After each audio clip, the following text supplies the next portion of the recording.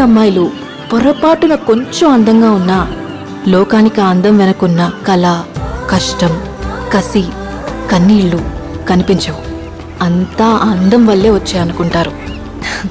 అసలు అందం అంటే ఏంటి?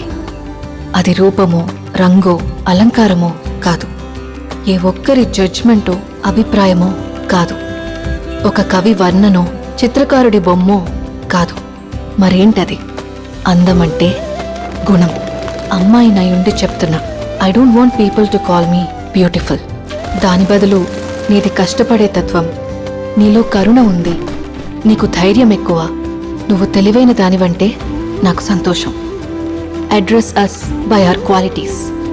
ఎంఎస్ సుబ్బలక్ష్మి అంటే భక్తి, అందం కాదు. మదర్ తెరెసా అంటే కరుణ, అందం కాదు. ఐన్ ర్యాండ్ అంటే తత్వం, అందం కాదు.